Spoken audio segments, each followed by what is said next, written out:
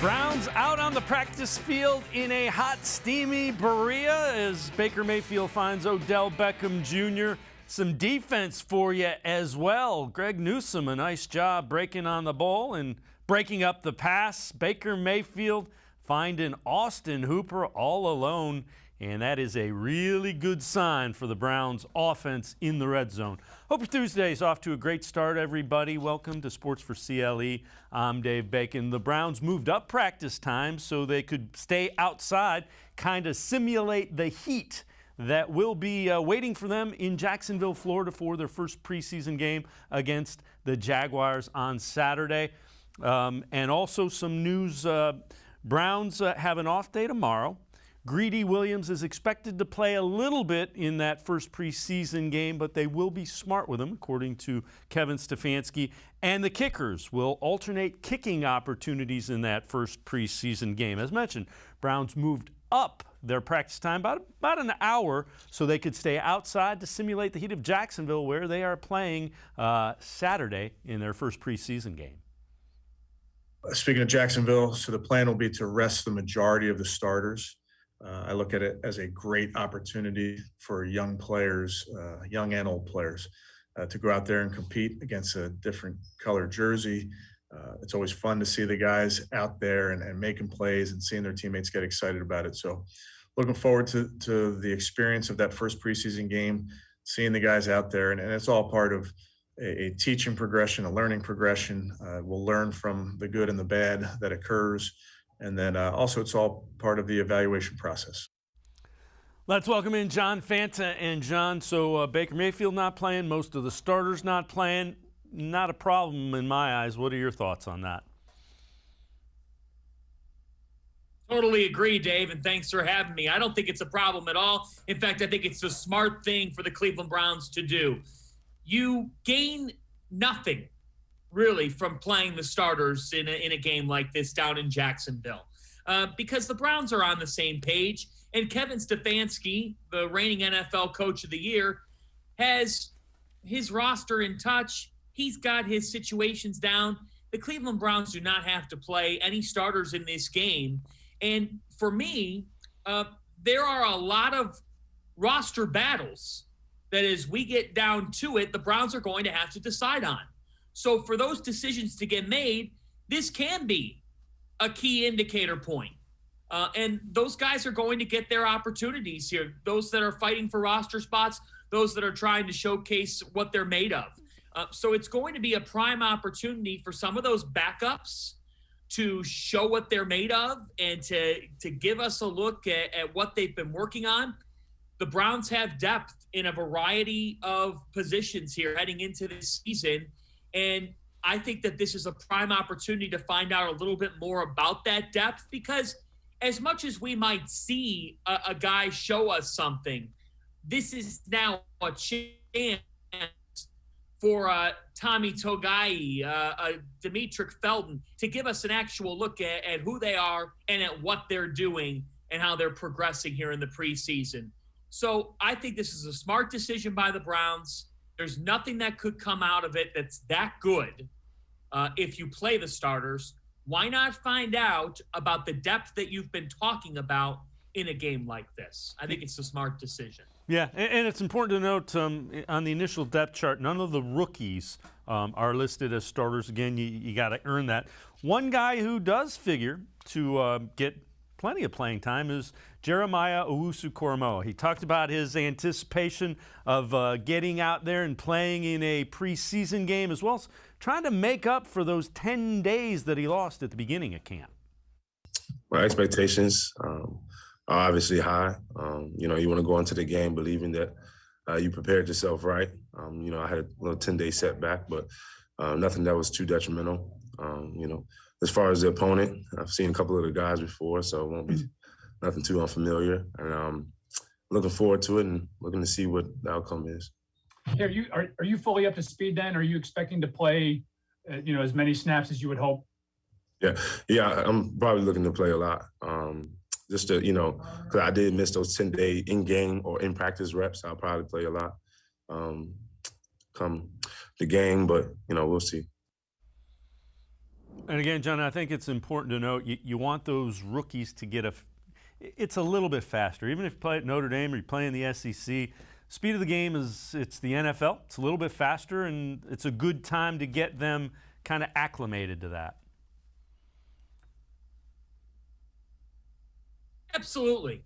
For Jeremiah Owusu-Koramoah, this is the type of opportunity that he could need to get back up to speed. If not that he's been far off, but look, he started off training camp behind the 8 ball with the COVID situation. So for Jeremiah Owusu-Koramoah, this is a great opportunity for him to come into the fold, get a lot of snaps, get those reps. It's a terrific chance for him to get back up to speed and to feel out an NFL game. That's what the preseason is for. The preseason is for guys who are unfamiliar with the scene of an NFL game to become acclimated to it. Now, as much as JOK says I'm going to be available for anything and everything, I still think that the Browns at some point are going to cut off someone that they believe is going to be a vital part of their defense this season. But for JOK, this is really our first major impression of him and how he's going to handle things. And I expect him to handle things well. The fact is, the Browns have the highest of expectations, I believe, even more so, I would say, Dave, than Greg Newsome, who they have high expectations for. But when you look at what their linebacker situation is, and you think about where JOK fits in, he's going to play such a big role on this team, in my opinion, and I think in the opinions of the Browns coaching staff, because the Browns linebacker core is a unit that did not cover the middle of the field all that well last year, and in the passing game did not do that good of a job. And Jeremiah Owusu-Koramoah is supposed to be the guy that helps fix that. So we get a glimpse of that this weekend, and I fully expect that we're going to see him showcase everything that he has, and it's a chance for him to really get up to speed, on pace with everybody else in the event that he was behind. This is a beneficial situation for him, and I like the way he talks. I think he's someone that wants to take it on. He wants to take on the fight, and you hear him say, I'm going to be available. So for JOK, it's a great chance this weekend, and we're going to get a first impression of someone who I believe could be the Browns' best rookie. I mean, that's a stick take, and I know that a lot of people are high on Newsome. I am higher on JOK because I think I've got a sense that the Browns are high on what he can do, and we're going to get to see that this weekend. Yeah, you could make a case for JOK or Greg Newsome as well. A guy that has a chance to go out and really help his cause to earn a roster spot is Demetric Felton. And Felton has been the hardest working guy in training camp, learning how to play running back in his nose in the playbook, learning that skill set. Also knows in the playbook for wide receiver. So he's learning 2 positions at the NFL level and doing a pretty good job of it. Definitely. I get home pretty late, and then I'm never satisfied with, knowing the bare minimum. And so I try to just get home and study until I can't anymore, until I'm like dozing off. And so that's what my life is like right now. It's just all football, but I'm enjoying it. I've dreamt about this my whole life. Now I'm finally here, and I want to stay. So I'm working my butt off. And again, you like to hear that from a rookie. He realizes, he has a chance to make the team. I think something to keep, what I want to keep an eye out for with Demetric Felton, it may not happen in week 1. If they start sliding him back to return kicks, that's a pretty good indication they're trying to find a reason to keep him on the 53-man roster. Well said. It's something that I'm looking for too. And who better to learn from than the best 1-2 punch in the NFL, Nick Chubb and Kareem Hunt. Demetric Felton comes into a situation where, you realize you're in a competitive running backs room. But if you have the versatility that Demetric Felton offers, there's a reason why the Browns picked him on draft night. And that's why Demetric Felton really carries a compelling vibe when you think about the role that he could play for this football team. The fact is, the Browns are loaded with playmakers, but some of the top playmakers are going to take a lot of attention from opposing defenses. So Demetric Felton has a real chance to be a hybrid guy for the Cleveland Browns. And Kevin Stefanski loves creativity. Demetric Felton embodies creativity. So I think that is a really big storyline here to watch. Will Demetric Felton be a kick returner for the Cleveland Browns, a punt returner for the Cleveland Browns heading into this season? It's going to be something that we're watching, and it's a role with an open chair. So for Demetric Felton, I'm very optimistic on him, and I think that he's in the right learning environment for a rookie, and he's someone that could really end up helping the Browns because he is such a good catcher of the football. He broke a UCLA all-time record, and I expect that to carry over. So he's a guy that I think got slept on draft night, that I think is ready to showcase his skill set. And he comes into a situation in Cleveland where the special teams can get better. Demetric Felton can be part of that. John Fanta and I are going to step aside, take a quick time out. On the other side of the break, we'll continue talking Browns football. We'll hear from a couple of rookies talking about how the veterans are helping them out in Berea. Sports for CLE will be right back. Stay with us.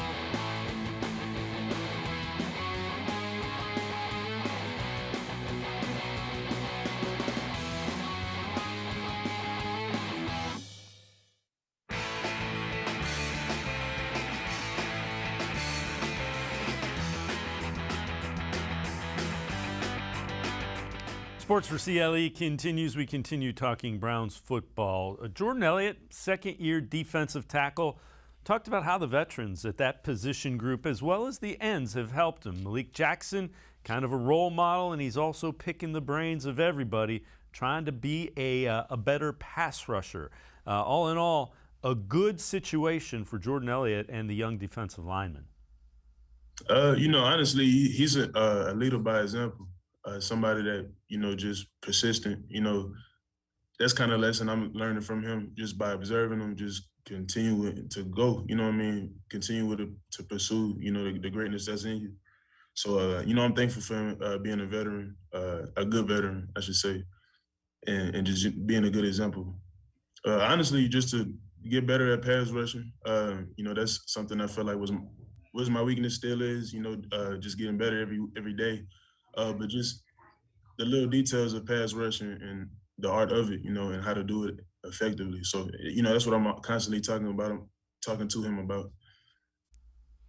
So again, that's Elliott talking about Jadeveon Clowney, and before that, Malik Jackson, the defensive tackle. So John Fanta, again, a really good situation with veterans kind of mentoring younger players. It really is, and you talk about what you want inside a position room, and the Browns have that.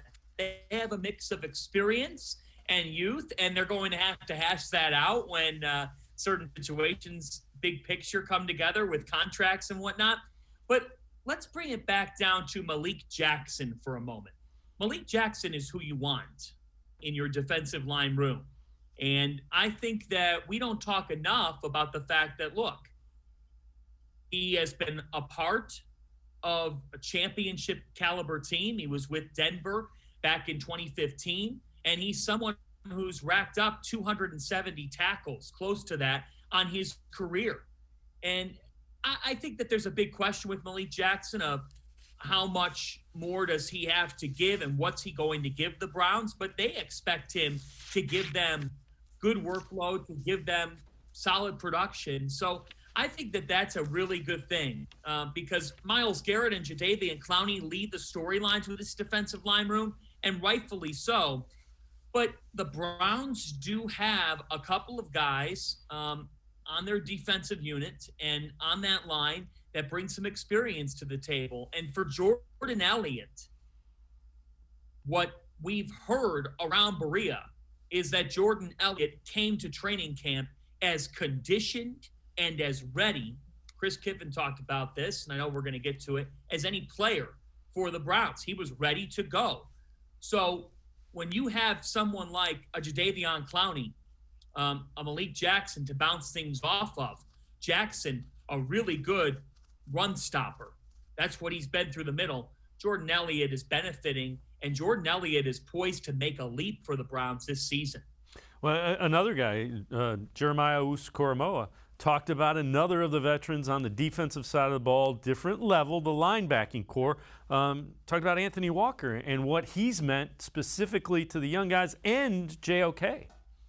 And he's a huge leader, huge exemplar of, what it means to be able to lock in and day out, to be able to even get out there yesterday and see how beneficial he was there yesterday. And he's really a leader especially for the young guys, because, he really keys in on the smaller aspects of the game, not really the broad aspects in terms of the entire plays, but he'll get you down and sit you down to focus on the small formations of the offense, being able to focus on the personnels, being able to focus on, the small keys that the quarterback may give you. And so he's been extreme help for the young guys, and specifically me.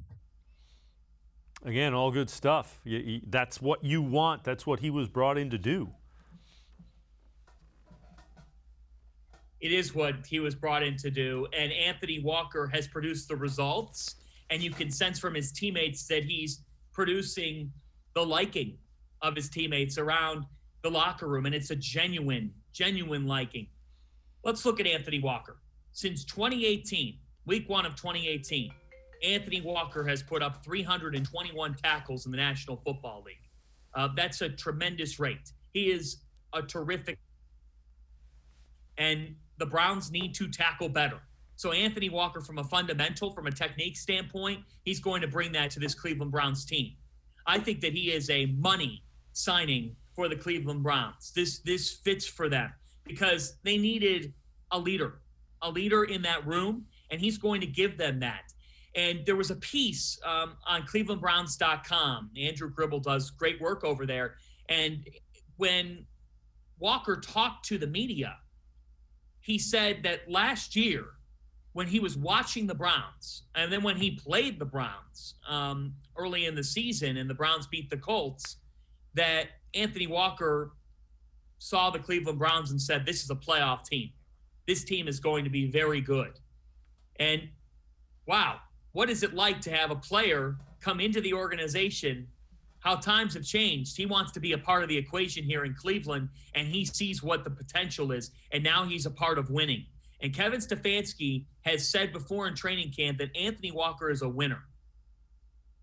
So he's the type of guy you want on your football team, and it is exactly what you want a rookie like Jeremiah Owusu-Koramoah to have, a guy who has made a living in this league, has produced consistent results, and sets a mindset inside his position room.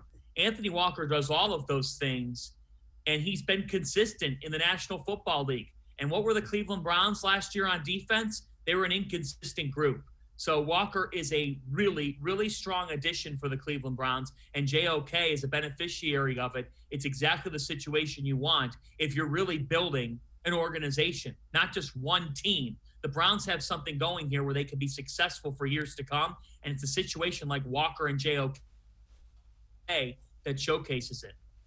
Yeah, all good stuff again. All right, so Sharp Football Analysis ranked the secondaries in the NFL. Ravens were the top one. Bills were the second. Broncos third. Rams were fifth, rather. Dolphins were fourth. Browns ranked sixth. So what they said, the Browns secondary was a mess in 2020. Hard to argue that. Injuries to Delpit and Greedy Williams played a role. In addition to getting them back, slot cornerback Troy Hill, safety John Johnson, rookie Greg Newsome joined the crew. This should be one of the most improved units across the league. And John, if the secondary is in good shape, Browns defense is in good shape, that will help the offense. It all kind of interlocks. The Browns offense is good. If they have a secondary playing well and a defense that's connected, the Browns offense and everything around them is going to be great. Championship great. And if the Browns secondary is in fact the top 6 secondary in the NFL, there is no reason why the Browns should not be playing on AFC Championship Sunday. I really mean that. I think it is the fact of the matter, because you have Myles Garrett and Jadeveon Clowney. You're going to be more focused the way that the Browns are playing their scheme. Looks like this 4-2-5, that they're in a situation where the secondary is going to matter even more. And if the secondary is performing at a good level, the Browns are going to be in a very, very strong spot. They have to stay healthy. But in the event that they go through any nicks, any bruises throughout a season, they do have the depth in their secondary to replace that. I think it's very interesting to see what Greedy Williams, what Grant Delpit gives this football team, because they are the sort of question mark areas. How much can you expect? How much are you going to get? If they are able to produce and add on to what the Browns have added with Troy Hill, with John Johnson, a Denzel Ward, who if he's playing his A game, is an elite corner, and the Greg Newsome, who the Browns expect to be a guy that could start week 1, the Browns are in a really interesting spot right now. And the secondary was the key area they had to get better in. They made the moves, and the moves are being noticed by PFF, by Sharp Football. And if the Browns are, in fact, a top 6 secondary, Dave, then you know how we toss around the Super Bowl expectations? That, for me, would lead me to really, really believing the idea that the Cleveland Browns can be one of the last 2, one of the last 4 standing in the NFL this season. Yeah, I would agree wholeheartedly. If that defense comes through like it can, it's going to be a lot of fun this fall. John Fanta and I are going to step aside, take a quick time out. On the other side of the break, Joe Thomas, one of the Browns legends, ranks the tackles in the NFL. We'll tell you where one of the Browns ends up. Sports4CLE will be right back. Stay with us.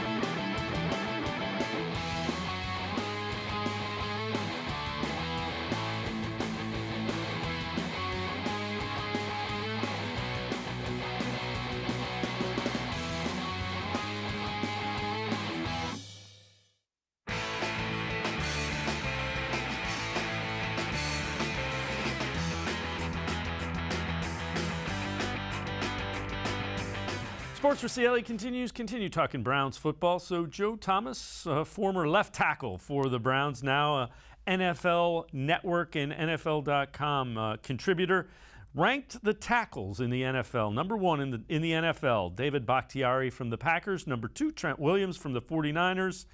Teron Armstead from the Saints is number 3. And the Browns' right tackle, Jack Conklin, checks in at number 10. So a top 10 tackle was the big free agent signing a season ago, John Fanta. And you can't understate what Jack Conklin means to that offensive line. You cannot understate it. And when the Browns made that signing, that was one of the first where you said, okay, they're getting serious about things. And remember 2 years ago, the Cleveland Browns' flaw was their offensive line. It really was. I mean, when they took that season opener loss to Tennessee a couple of years back when all the hype was in the air, the Browns' flaw was revealed, and that flaw stayed the same. Their offensive line needed a lot of help. Well, they bring in Jack Conklin, who has been Mr. Consistent. He carries an Iron Man type mentality with him. When the Browns signed him, it was one of those signings, Dave, where it made sense, but it also, around the league, was like, yeah, not only does it make sense, but Jack Conklin is going to be a steady Eddie type of guy for you at right tackle. And then you draft Jedrick Wills.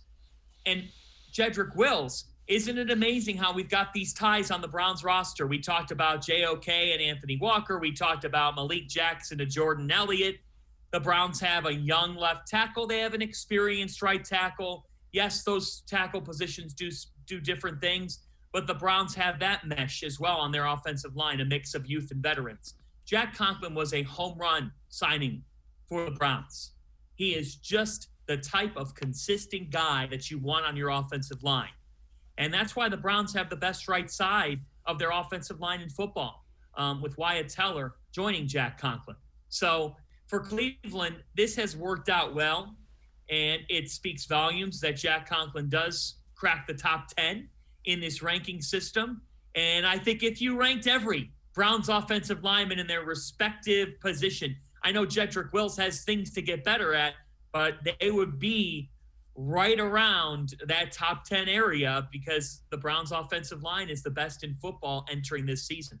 Yeah, and it figures to get even a little bit better because you do have Jedrick Wills, who's a rookie, and you have everybody back for a second year, and getting to know those guys should only improve what they're able to do. All right, Demetric Felton, splitting his time between wide receiver and running back. And, the question before Demetric Felton was, which do you do more of? So Demetric Felton kind of explained the split between wide receiver and running back.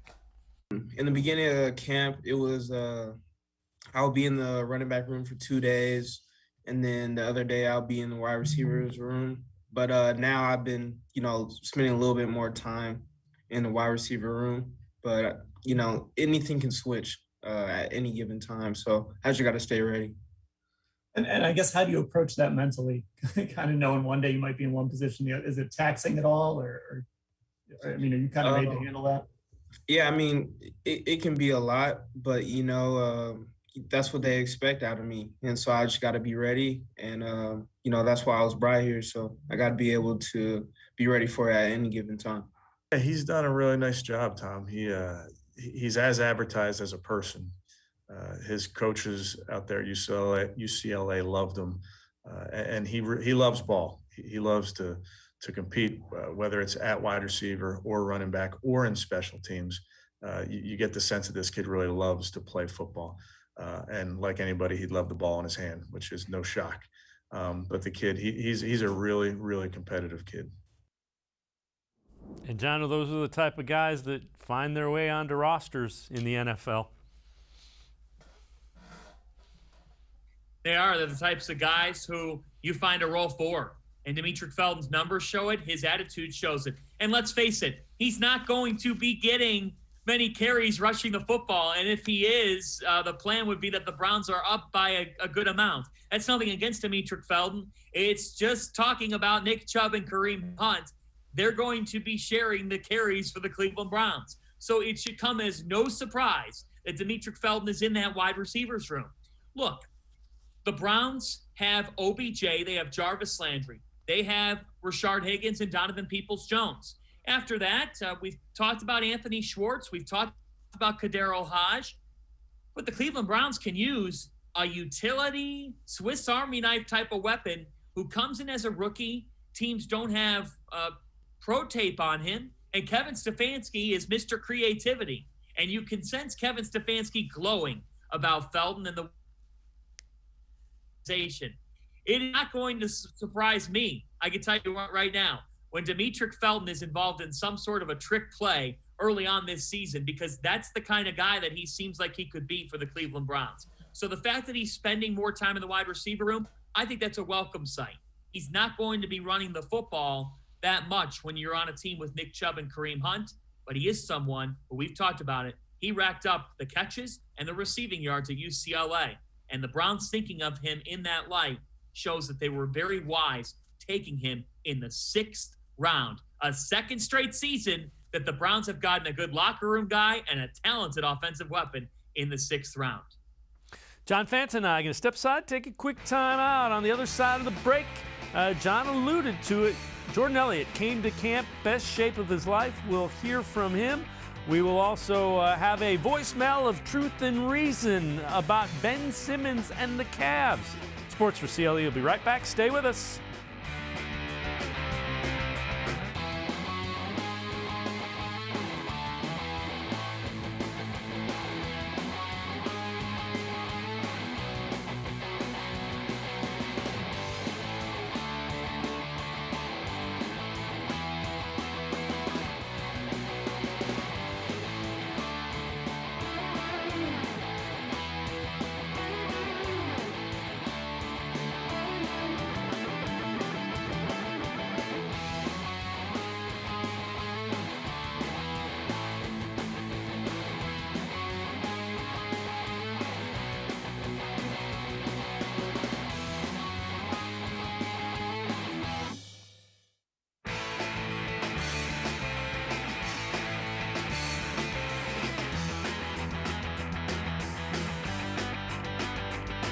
We continue talking Browns football. Jordan Elliott, second year in the Browns system, came into training camp after having run remade his body, lost some weight. Browns want him to put on some weight. Jordan Elliott trying to get it done and be really quick and a factor from the defensive tackle position. Honestly, just wanted to come in a little lighter, feeling better, being able to run a little bit more. Just things like that. So it wasn't anything, out of the ordinary, just coming in more fine-tuned. How much weight did you lose, and have you noticed any drop-off in strength? I lost about 20 pounds. I'm 285 right now. So, there's going to be a little loss of strength with that, but it's coming back, just staying in the weight room. That's about it. Thanks. My target weight is around 297, 300. I just keep it 300. I got about 10 more to go. My plan forward, just eating. Honestly, I gotta just eat. As simple as that. But just being consistent with that, staying in the weight room and putting on lean muscle. So. And again, John Fanta, that's key. They want him to get the weight back on, kind of remake and make sure it's lean muscle so he keeps a lot of that quickness, gets a little bit of that strength back.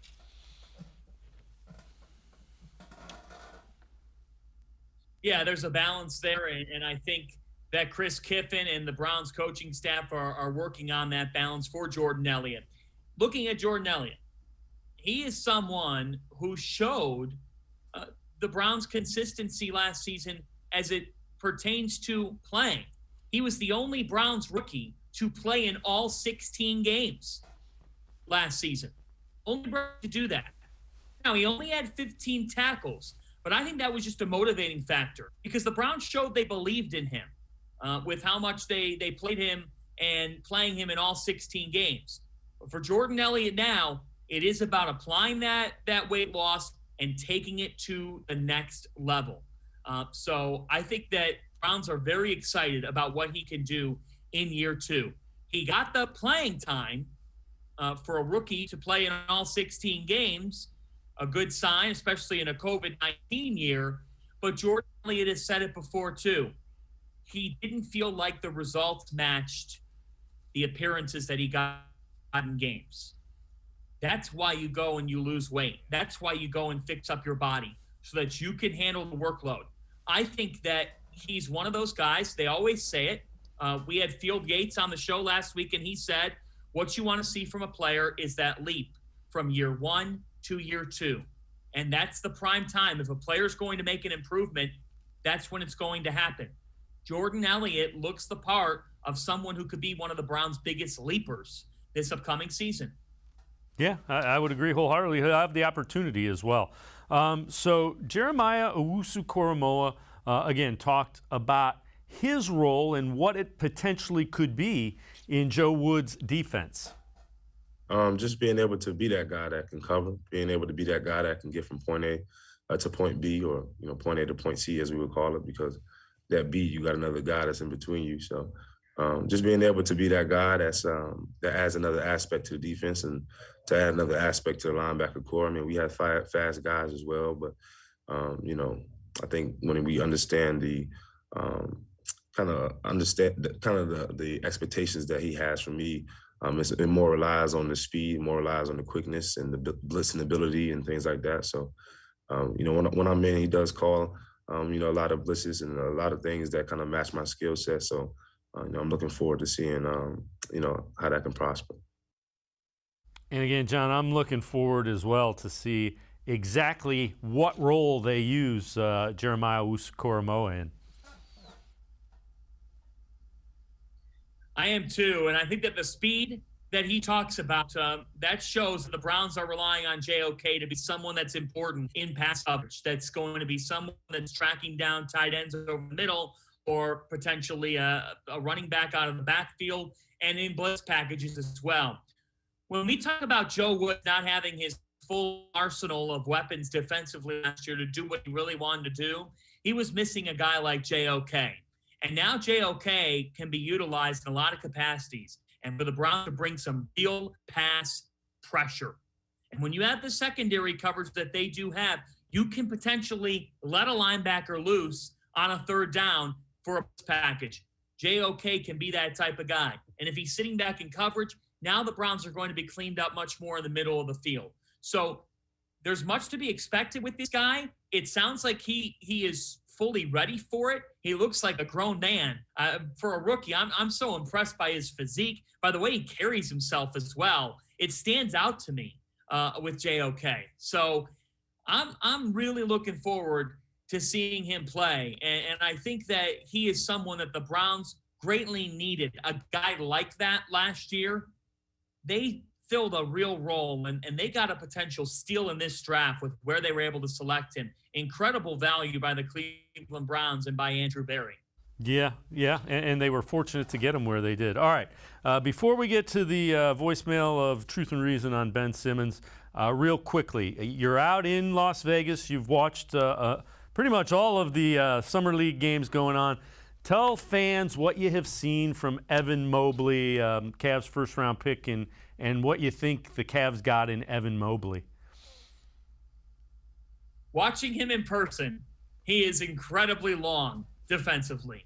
All of the things that you heard about with him being the Pac-12 Defensive Player of the Year at USC, those things are true. This kid is just so long. I mean, he really, it's hard to even imagine how long he is on the defensive end of the floor until you see him live. You know, he really is a special defensive player. On the offensive end, one of the concerns was his jump shot. That jump shot has been up and down thus far. That being said, what Evan Mobley showed us on Wednesday was that when the jump shot is not on, can he affect the game in different ways offensively? He put up 6 assists for the Cavaliers on Wednesday, and he said after the game in a post-game media availability that he sees his role with the Cavs as being a playmaker and that the Cavaliers trust him as a playmaker. And I've talked to some Cavs brass this week, and they've said that Evan Mobley is the guy that they're putting their faith in to turn this organization around. They know he's got to put on 25 pounds and muscle out and frame out. They know that on the offensive end of the floor, they've got to evolve his jump shot. But the Cavaliers are going to have Evan Mobley passing the ball from the left elbow to players around him, and they're going to have him handling the basketball as well because Mobley can do it. And to be 7 feet tall with a 7'4" wingspan, the expectation is that Evan Mobley, from the Cavaliers standpoint, can be that big bet type of guy that you take at number 3 in a draft. They're betting on him taking that type of climb that a Giannis has taken in the league. It's what you hope for. It's what you bet on. You don't pick a guy like number 3 unless you think he could be that next guy that's 7 feet tall, but he can handle the ball. He can shoot the ball. This guy can defend, though. He can impact the game in different ways offensively. He has a high amount of upside. He can be the guy, after watching him a couple times, that starts the Cavs' real turnaround. He really can be. All right, time to head to the voicemail of Truth and Reason, and this viewer is talking about Ben Simmons. I hope the Cavs do sign Ben Simmons. He's another LeBron. He's the same comparisons to LeBron and the other athlete in the NBA other than Jay Crowder. Ben Simmons and the guy in the paint. That's all we need is a guy like Ben Simmons, put him at the 1 or the 2. And then you got Allen at the center, and we can just use regular role players that just, a minimum NBA contract. Let's try to get this going. All right, John, I think Ben Simmons is a pretty good player. I wouldn't say he's the next LeBron by any shout. I think his offensive game can evolve, and I think a change of scenario is kind of needed from him. I think the best thing for Ben Simmons is to probably move on from Philly, where he can get a fresh start. Dave, I almost want to listen to the voicemail again. Are you kidding me? I mean, you just compared Ben Simmons to LeBron James? He should never be mentioned in the same breath. What has Ben Simmons ever won in his damn life? Sorry, but Ben Simmons is a good player, but he is not anywhere close. Not even in the same stratosphere as LeBron James. And Ben Simmons is not going to be the best player on a championship team. He's just not going to be that type of guy. He is a really good defensive player. And he is someone that can attack the rim and make things happen. Does he need a change of scenery? Yes, he does. Could the Cavaliers could they have ended up trading for him or acquiring him? They probably could have. They didn't. It didn't work out. And maybe they still could. I don't think it will happen. Even if it did. If you think Ben Simmons is walking into that door like LeBron James, you cannot compare LeBron James to any human being. You can't. You can't compare LeBron James to anybody. I guarantee LeBron James shut down that shot that we're showing right now. Ben Simmons is a good player. And at times he's been flirting with the superstar type of thing. But Ben Simmons has never won anything of significance. He would be a waste of time. I don't think that he's the right player for the Cavaliers to bring in. It's no disrespect to him, but I just don't see it. I'm out on Ben Simmons. If you're gonna compare him to LeBron James, whoever that caller is, I hope he keeps calling back and gives us voicemails of truth and reason. But my goodness gracious, that was not truth and reason. You can't compare LeBron James to Ben Simmons. That's the exact opposite of it.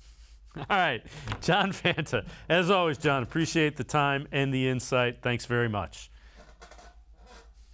Thank you, Dave. Appreciate it. All right, have a good one. John Fanta. Of note, LeBron James and Ben Simmons do have the same agent, Rich Paul. With that, we're going to step aside, take a quick time out on the other side of the break. Hayden Groves from the Plain Dealer and cleveland.com will join us. We'll talk more Browns football. Sports for CLE. We'll be right back. Stay with us.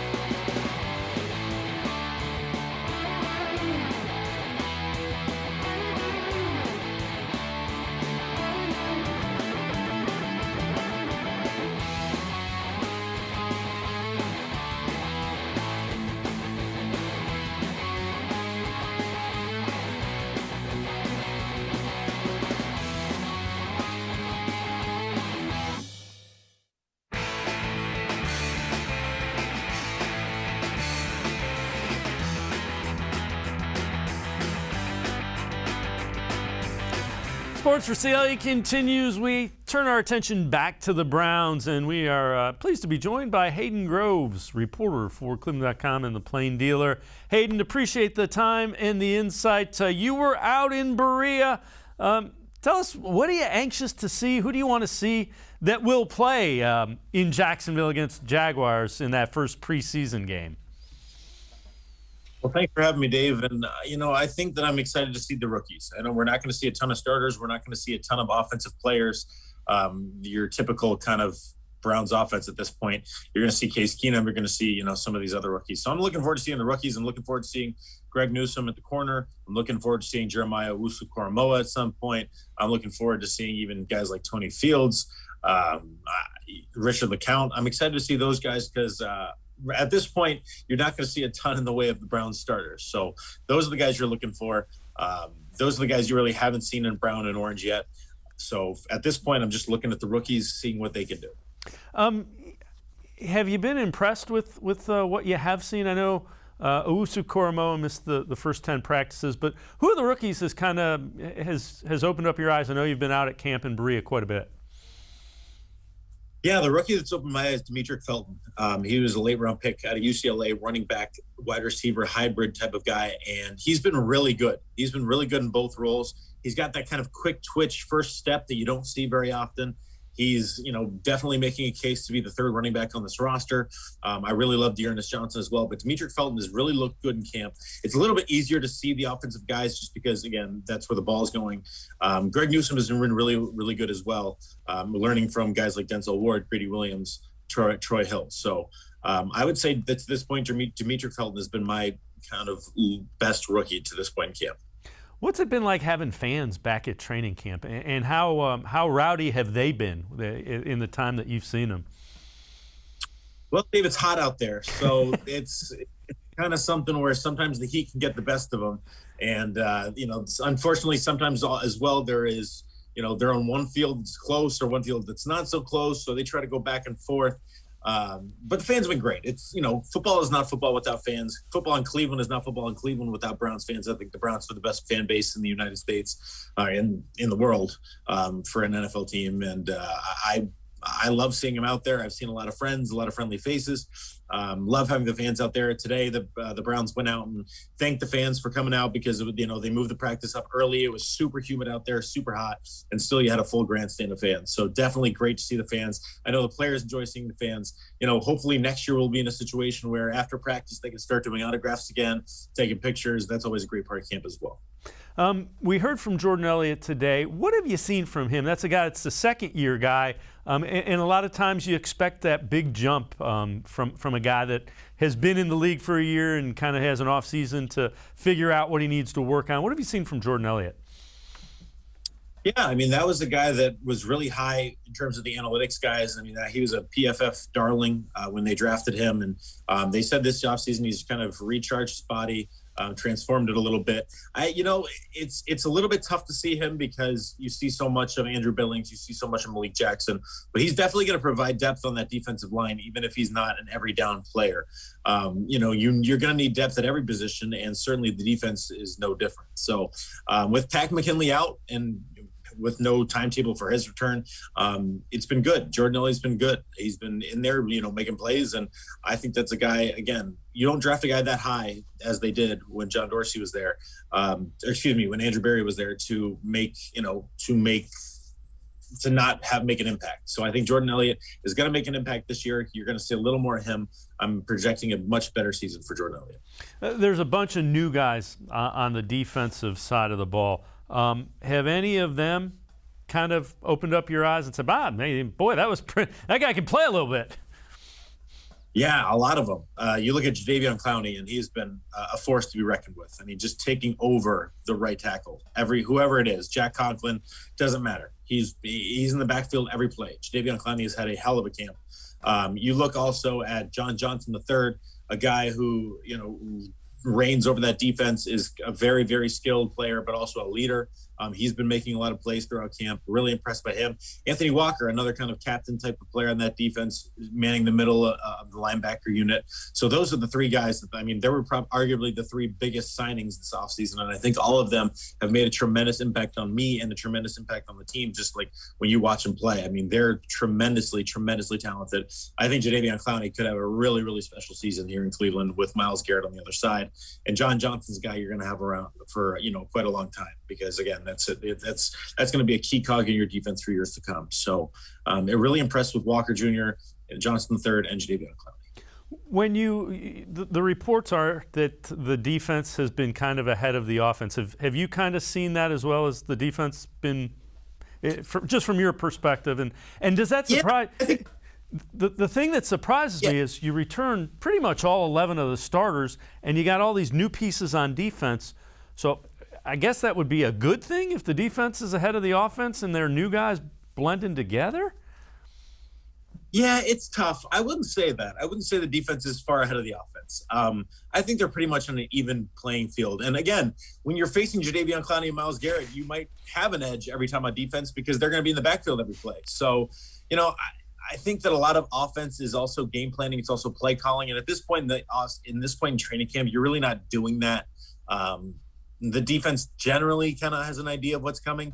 But no, I don't think that the defense is super far ahead or the offense is super, super far behind. I mean, I remember last year, the offense looked awful through most of training camp and, they turned it on and got it together. So I think we're already far past that point. I think Baker Mayfield's had a good camp. I just think it's kind of the nature of the beast at this point where you're facing yourself. You're not really facing another team yet. I can't wait to see what the offense looks like against the Giants defense next week. I can't wait to see that. That is kind of when I'll really have a better idea of what we're looking at. Because again, these they might not know exactly what they're running, defensively and offensively, but they have an idea of what the schemes are. And so it's hard to judge in that way. So you touched on it. How has Baker Mayfield looked? Obviously, that's a guy that if he plays well, a lot of good things usually follow for the Browns. Yeah, I mean, that's the nature of the quarterback position, right? I mean, if your quarterback plays well, you have a chance. But I think Baker's been really sharp. There are going to be days, there are going to be times where he's not 100% accurate and, he makes a bad read here or there. I think that's just the nature of the position and the nature of camp, going out there every day, not really having, preparing for a game, having a game plan every day, instead just kind of, going out there and yes, preparing for what you want to do. But I think Baker's been pretty sharp. He's been accurate with the football. He's been tossing it around to a lot of targets. Jarvis Landry, one of his favorite targets. He's looked good passing to Donovan Peoples-Jones, who's had a tremendous camp thus far. He looks in control. I think that's the biggest thing. He looks like a leader. He looks in control. He looks like a guy who has the attention of his team. He looks like a guy who has the respect of his team.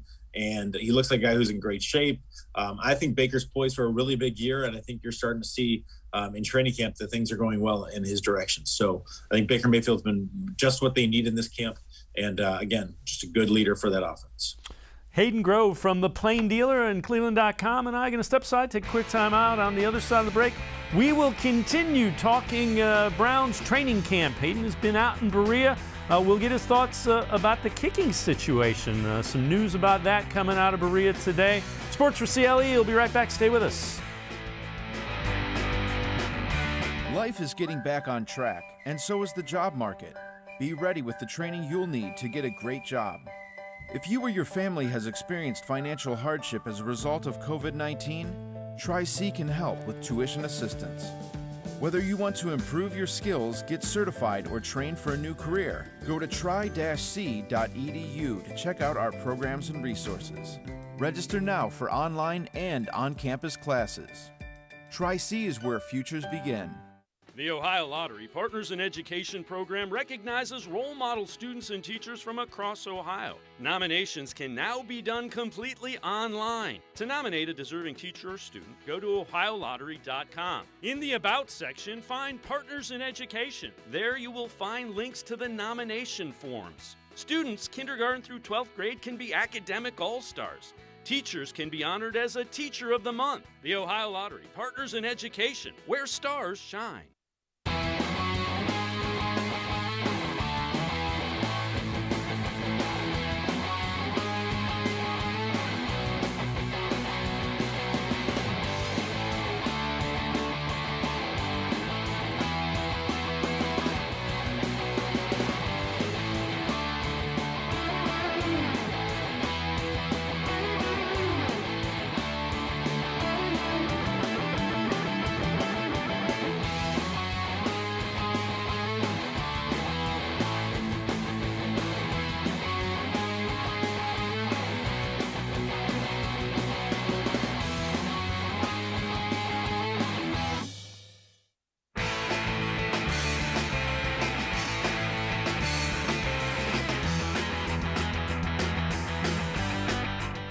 We continue talking Browns football with Hayden Grove from the Plain Dealer and cleveland.com, who's been out at training camp in Berea. Hayden, so word came out today that the Browns intend to alternate opportunities for the kickers in Jacksonville. With a good team and not a lot of position battles going on, everybody focuses on the kickers, and Is this really a kicking competition, or does Cody Parkey have kind of the leg up, if you will, in this battle? Very, very nice pun. Cody Parkey does have the leg. I would be shocked if Cody Parkey was not a kicker on week 1. I just think, he's a guy that's been around the NFL for a long time. He played pretty well for the Browns last year.